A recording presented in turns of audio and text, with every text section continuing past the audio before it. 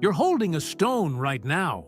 You don't know it, but your hand is tight around it, and it's been there so long your fingers forgot how to open.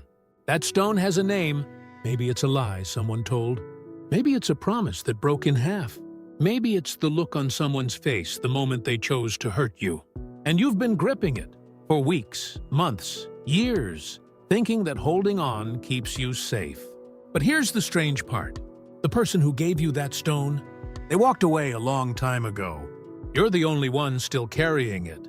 But to make sense of this, we need to go back to the moment the crack first formed. Think of a canyon, deep, raw, carved by something that hit hard and fast. That's what a wound looks like from the inside. Not a scratch, not a bruise, a full break in the ground of who you thought you were. And at the base of that canyon, stones gather. One is etched with anger, another with shame. A third, smaller but sharp, says fear. Most people who've been truly hurt will tell you they felt all three.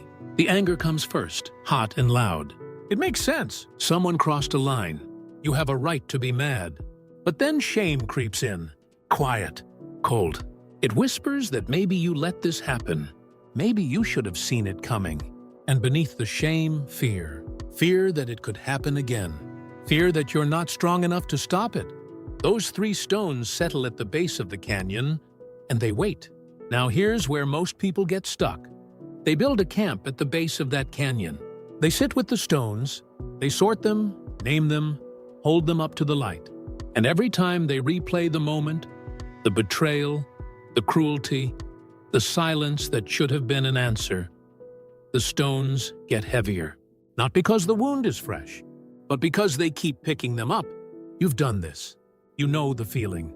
Lying awake at 2 in the morning, running a scene in your head for the 100th time. Your jaw tight, your chest heavy.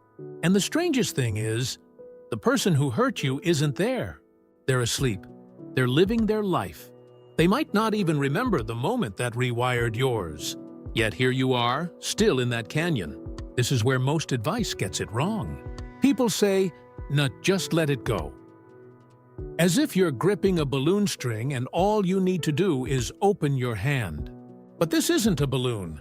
It's a backpack full of stones that you've strapped on so tight the buckles have dug grooves into your skin. Letting go means stopping, sitting down, reaching behind you, and one by one pulling those stones out. And that's what real release looks like. Not erasing the memory, not saying what happened was fine, not picking up the phone and calling the person who burned you. It means choosing, and this is a choice, not a feeling, to stop letting the weight of someone else's actions bend your spine. Most adults already know this on some level. Forgiving someone doesn't mean you have to let them back in. It doesn't mean trust comes back. It doesn't mean you sit down at the same table and pretend the plates were never smashed. It means you stop carrying their mess. That's it. But knowing this and doing it are two different worlds. So let's talk about the doing. Picture yourself at the edge of a river. The backpack is still on. The stones are still heavy. Your guide, call it your own clarity, your own sense of self, hands you a question, not an answer, a question. What would it feel like to set the pack down right here? Not forever, not as some grand act, just for a moment, just to feel the weight lift. You unclip one strap, then the other. The bag slides off your back, and for the first time in months, you stand up straight. Your lungs fill all the way. Your shoulders drop from your ears. The stones tumble into the water, and the current takes them, not gone. You can still see them under the surface, blurred, fading. The memory stays, but the grip loosens. Now, here's where it gets tricky, because the next step asks something hard. It asks you to look at the person who hurt you, not to excuse them, but to see them as a full, flawed, broken person. This isn't about being noble. It's about your own brain. When you practice seeing the other person's full story, their fear, their limits, their own wounds, something shifts in the part of your mind that handles anger. The grip loosens further. People who practiced this kind of shift showed a real drop in how much anger they carried. But let's be clear about what this is not. Grasping why someone did what they did does not make it right. A person who grew up in chaos and then brought chaos into your life had reasons. They did not have permission. You can hold both truths at the same time. That's not weakness. That's the most complex, grown-up thing a human brain can do. And here's a limit that matters. This process works when you have some distance from the harm. When the wound is still open, when the person is still in your life, still causing damage, the work looks different. You don't forgive someone who's still swinging. You get out of the way first. You build the wall, then, from behind the wall, safe, you decide what to do with the stones. This is where the popular idea of release fails. It skips the safety part. And without safety, release is just surrender. Most people who finish a guided process of letting go, a real one, not a weekend class, end up keeping firm lines in place. Limited contact, clear rules about what they will and won't accept.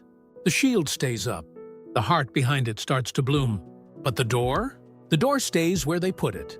Now let's talk about what happens in your body when you finally set the pack down. Because this isn't just a nice idea. Your stress system, the loop that pumps out cortisol when you feel under threat, stays active as long as bitterness is running in the background. It's like a program you forgot to close on your computer, draining the battery even when the screen is dark. After weeks of guided release work, people's stress levels dropped sharply. Their bodies calmed down, not because the world changed, because they changed what they were carrying. Sleep shifted too. People who had been lying awake, grinding through old hurts, started falling asleep faster. The racing thoughts slowed. The body stopped bracing for a threat that wasn't coming. And here's the thing that rarely gets said. This isn't a one-time event. It's more like a path you walk every day. Some days the weight tries to crawl back. You'll hear a song, see a place, catch a name, and the heaviness will flash back. That's normal. The skill isn't in never feeling it again. The skill is in noticing what you're holding and choosing to set it down faster each time. The people who keep this up longest combine small daily acts, writing for a few minutes about what they're releasing, sitting quietly and picturing the weight leaving their body, practicing the shift, seeing the other person's full, messy story without losing their own. When people combined these tools, the effect was far stronger than using just one. There's a detail buried in the research that stopped me. Out of everyone who went through this process and reached some form of peace, most of them never told the person who hurt them. The offender never got a call, never got a letter, never knew that the grip had loosened. Because this was never about them. It was always an inside job. Think about that. The most private act of strength a person can perform. No audience, no credit, no grand speech, just a quiet choice, made in the dark, to stop poisoning yourself with someone else's mistake. Some critics push back here. They say that if you focus too much on inner release, you risk skipping justice. That forgiving without holding someone to account can let bad people off the hook. And they're not wrong, but they're solving a different problem. Being held to account and letting go live on separate tracks. You can chase both. You can report the harm, set the line, demand the change, and still, privately, in your own body, let the venom drain. One is about what happens out there. The other is about what happens in here. The moment you separate those two tracks, something clicks. You stop waiting for the other person to fix what they broke inside you. You stop handing your peace to someone else. And that might be the most useful shift in the whole process. Not that you become soft, not that you become passive, but that you take your power back from someone who never deserved to hold it. If this story hit something in you, if you felt a stone shift, there are more like it. Stories that dig into the quiet battles we fight inside ourselves. The next one might change the way you see your own struggle. Subscribe so you don't miss it. That stone in your hand? Your fingers are already loosening. You just didn't notice until now.